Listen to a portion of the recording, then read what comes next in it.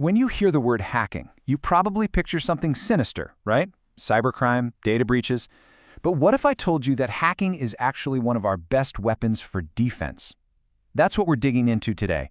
We're going to crack open the digital toolkit of the good guys, the ethical hackers. All right, so let's jump right in with the million-dollar question, the one that keeps security experts up at night. How do you actually stop a skilled, malicious hacker from breaking into your systems? Well, the answer is kind of simple, at least in concept. You learn to think like one. The whole game is about finding the holes in your own walls before they do. And that, right there, is the heart of ethical hacking. And let's be super clear here. Ethical hacking isn't some shady rogue operation. Nope, it's a full-on professional discipline. It's the authorized practice of using the exact same tools a malicious attacker would use, but with a totally different goal.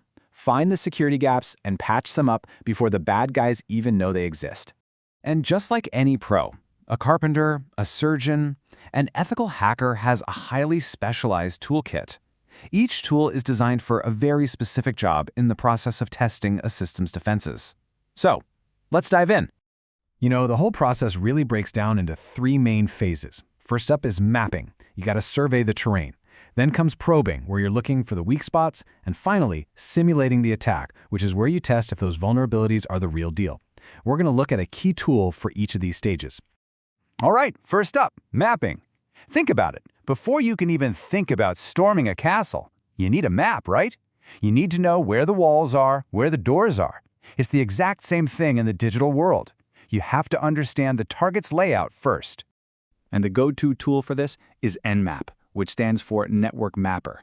Sticking with that castle analogy, Nmap is like your expert spy. It quietly circles the entire perimeter, methodically checking every single door, every window, every potential weak spot in the stone. It is, without a doubt, the most critical first move. And Nmap is just incredibly powerful. I mean, it doesn't just tell you what devices are online. It scans for open ports, which are basically digital doorways. It can even figure out what operating systems are running. And that's huge, because some attacks only work on specific systems. It even lists out what services are active. All of this info comes together to create a detailed blueprint that a hacker or a defender can use. So when it comes right down to it, for any ethical hacker, Nmap is step one. It's how you get the lay of the land, no matter how big or complicated that digital landscape is. But, mapping isn't just about the tech stuff. It's also about the people. That's where tools like Maltego come into play. They specialize in something called OSINT, or Open Source Intelligence. Basically, they trawl through public data, social media, company websites, you name it, to map out relationships between people, companies, and all their digital stuff. It helps you see connections you'd never spot on your own. Okay, so once you've got your map, it's time for phase two, probing for weaknesses. Now you start actively looking for the cracks in the armor. Think about how much of our lives run on web apps these days, our banking, our shopping, everything. Well, when it comes to testing the security of those apps, there is one tool that stands above the rest, Burp Suite. It is the industry standard, period. Now, Burp Suite isn't just one thing. It's more like a Swiss Army knife. The core of it is a proxy that basically sits between your browser and the server. This lets an ethical hacker intercept, look at, and even change the data going back and forth. It's an incredible way to find vulnerabilities. On top of that, it has an automated scanner for common flaws and other tools for launching really specific manual attacks. So yeah, if you're testing a website, a mobile app, or an API, you can bet Burp Suite is going to be in the toolkit. It's just essential.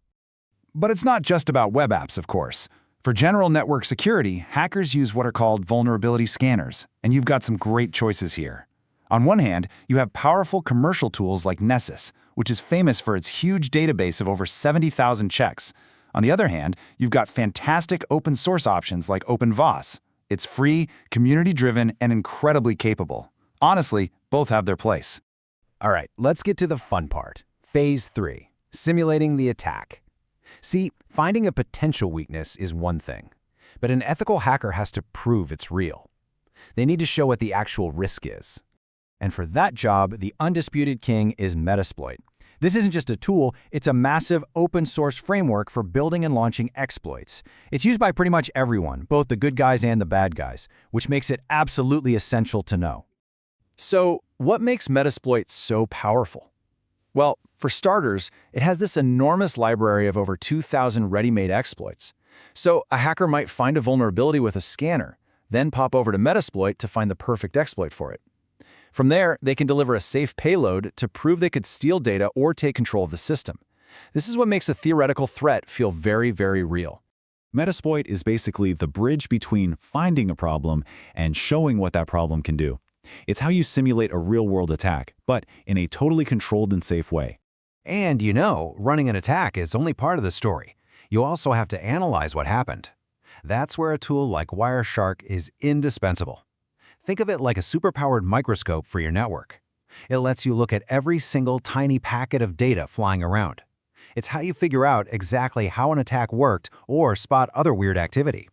So, we've looked at tools for mapping, probing, and exploiting. But in reality, an ethical hacker's toolkit is a whole ecosystem. All these tools work together. Okay, look at this number. 600 plus. What on earth could that be? That's how many specialized security tools come pre-installed in Kali Linux. If you haven't heard of it, Kali is an entire operating system built for one reason and one reason only: ethical hacking. It bundles Nmap, Metasploit, Wireshark, and literally hundreds of other tools into one package. For security pros, it's the operating system of choice. But we can't forget, the toolkit isn't just about tech. Not all vulnerabilities are in lines of code. The Social Engineer Toolkit, or SET, is built to simulate attacks against people, things like sophisticated phishing emails. It's a really powerful reminder that sometimes the weakest link in the chain isn't the software, it's us. And if there's one thing to take away from all this, it's that this toolkit is never, ever static. It's not finished. As attackers get smarter, defenders have to constantly adapt, building and mastering new tools. It's this relentless, high-stakes game of cat and mouse. Which, of course, leaves us with a really fascinating question for the future. We've got AI now entering the battlefield on both sides, AI building attacks and AI building defenses. So what will the next generation of these tools even look like? Will they be completely automated? Or will that human expert always need to be in the driver's seat? That's the question that's going to define the future of cybersecurity.